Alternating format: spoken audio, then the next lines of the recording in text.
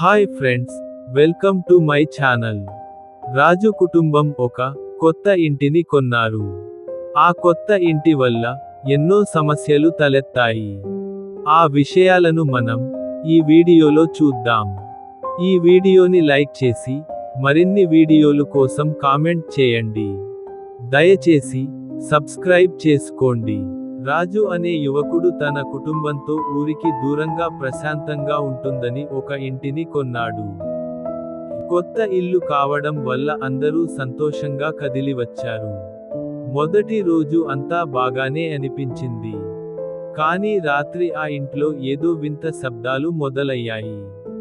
గోడల లోపల ఎవరో గోకుతున్నట్టు, కిటికీలు బలంగా మూసుకున్నా కూడా గాలిలా ఒక చల్లని వింత స్పర్శ కలిగేది.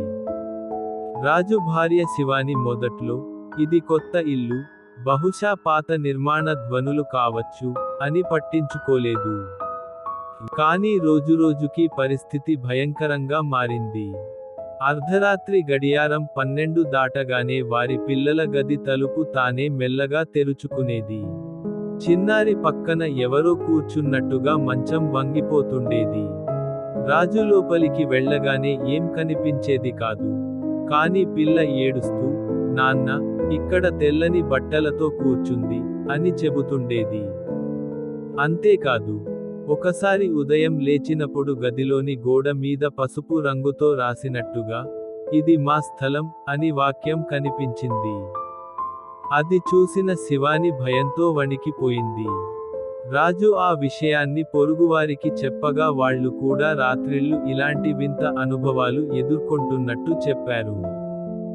ఎవరికి తలుపులు తానే తెరుచుకోవడం, ఎవరైనా వెంబడిస్తున్నట్టు అడుగుల శబ్దం వినిపించడం, కొందరికి అయితే నిద్రలోనే గొంతు నులిమేస్తున్నట్టుగా అనిపించడం జరిగేది.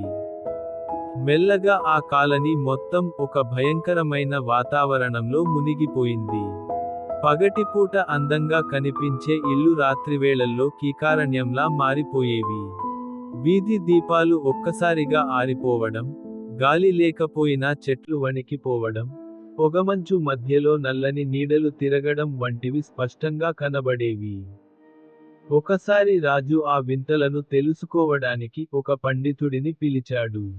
ఆయన ఆ ఇంట్లోకి అడుగు పెట్టగానే ముఖం పచ్చబడ్డట్టయింది.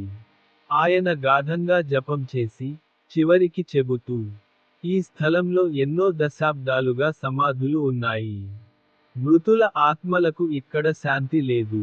కొంతకాలం క్రితం, ఒక పెద్ద రియల్ ఎస్టేట్ కంపెనీ పట్టణానికి దూరంగా ఒక కొత్త కాలనీని కట్టాలని నిర్ణయించింది. ఆ ప్రదేశం పట్టణానికి అంచున ఉన్న పాత శ్మశానం. దశాబ్దాలుగా అక్కడ ఎవరూ అడుగుపెట్టలేదు.